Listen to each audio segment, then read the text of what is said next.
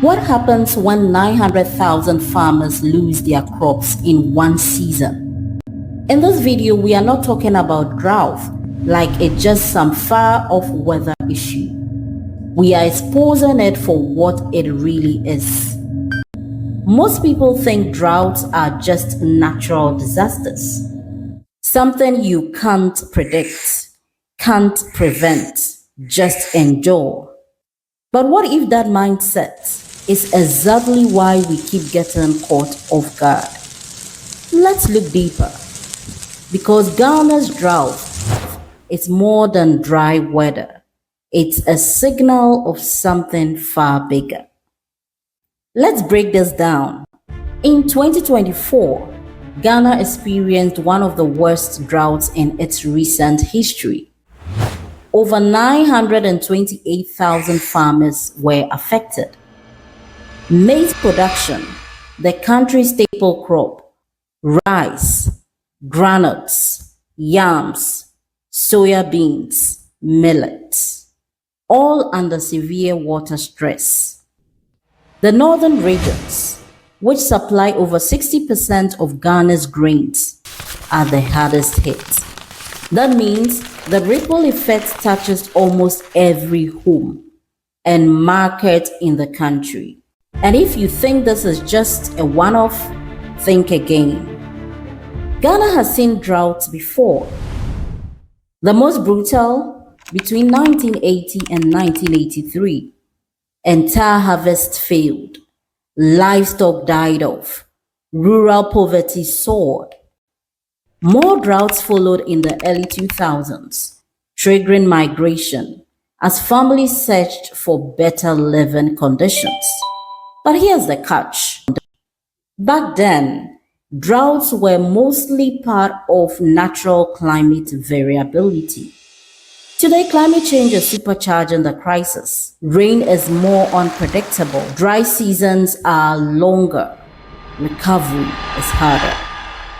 Let me put it this way. Running an entire food system on rain-fed agriculture today is like using dial-up internet in a fiber optic world. It's slow, it's risky, and when it fails, everything collapses. Now, some people say, we've dealt with droughts before, we always recover. Sure, but that's like saying you survived a house fire once, so you don't need fire alarms. Recent droughts are hitting harder, lasting longer, and showing up at the worst possible time, peak growing season.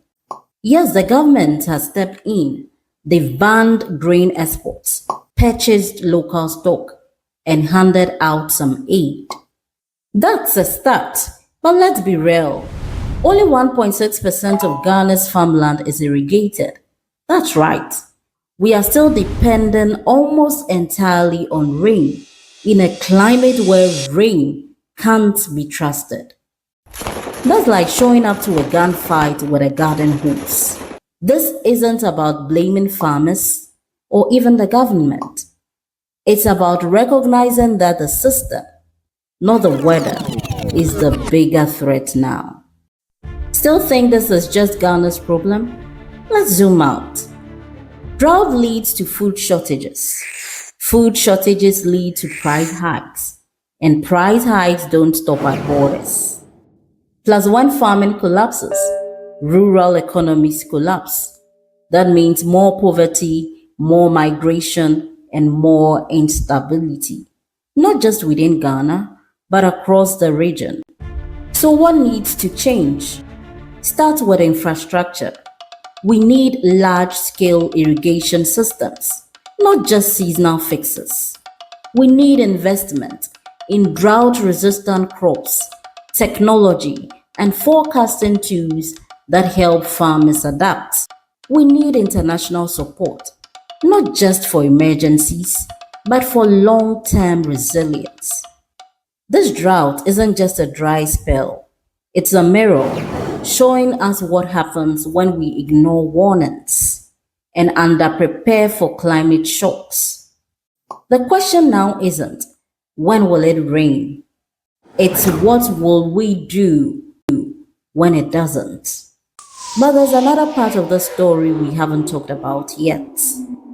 Because while the drought is killing crops, plastic pollution is quietly poisoning Ghana's water, soil, and even food, with long-term health effects. And we are only beginning to understand. Watch this video next as we expose the hidden health risks of plastic.